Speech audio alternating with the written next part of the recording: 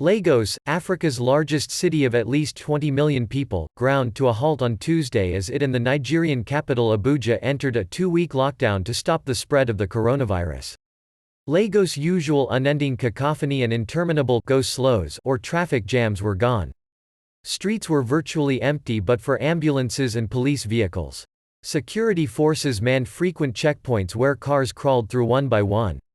Africa's confirmed cases had climbed to at least 5,300 by Tuesday morning, with more than 170 recorded deaths, according to a Reuters tally.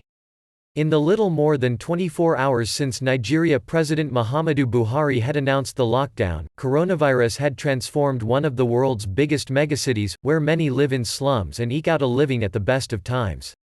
However, the terms of the lockdown have created confusion. While Nigeria's president said food retailers and health facilities could remain open, he did not say whether people could leave their homes to buy necessities or seek care. On Awolowo Road, a normally busy street in the upmarket Ikoyi district, Andy Bankong, a bank security guard, had accepted his fate of a long trek home. No public transport meant walking more than 4 miles. Soldiers told him he could not return to the bank. "If I lose the job, I can't support my family. And it isn't easy to find work now in Lagos," said the father of 2, who sends money to his wife in the southern state of Cross River to feed their children and pay for school fees. Few were on the streets. Even health staff struggled to get to work.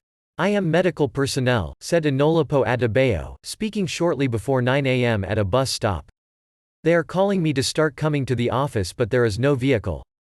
People who could not afford to stockpile for the 14-day lockdown were left dependent on government relief packages. The Lagos state government has said it will distribute food to those in need to last the 14 days, targeting 200,000 households, or 1.2 million people, on Tuesday. On Monday, the federal government in Abuja said it had begun cash transfers to Nigeria's poorest households to sustain them through the crisis.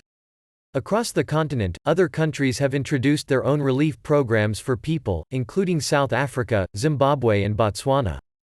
Botswana President Mokgweetsi Masisi on Tuesday declared a state of emergency following 3 confirmed coronavirus cases. The southern African country will enter a 28-day lockdown from midnight Thursday. "This decision was by no means taken lightly," said Masisi. "I am convinced that I make it in the best interest of our nation." South Africa, where a lockdown began on Friday, will be the continent's first country to conduct large-scale screening, said President Cyril Ramaphosa, announcing the move late on Monday. Around 10,000 field workers will be visiting homes in villages, towns and cities to screen residents for COVID-19 symptoms, Ramaphosa said. But in some countries, new restrictions on movement sparked new fears. In Nigeria, Kenya and South Africa, rights groups have frequently accused police of using excessive force, with complaints about brutality, corruption and extrajudicial executions. Already, allegations have been made against security forces, empowered by movement bands to carry out abuses. Videos of South African police beating people in public with sticks circulated on social media. South African police spokesman Vishnu Naidu said the videos need to be verified, but have been noted with serious concern, adding, "Such alleged behavior by security forces is unacceptable, which can be neither tolerated nor condoned." In Kenya, the Director of Public Prosecutions ordered an investigation into the fatal shooting of a 13-year-old boy in the slum of Mathare, the prosecutor's office said on Twitter. Media reports quoted a Nairobi official as saying the boy was hit by a stray bullet.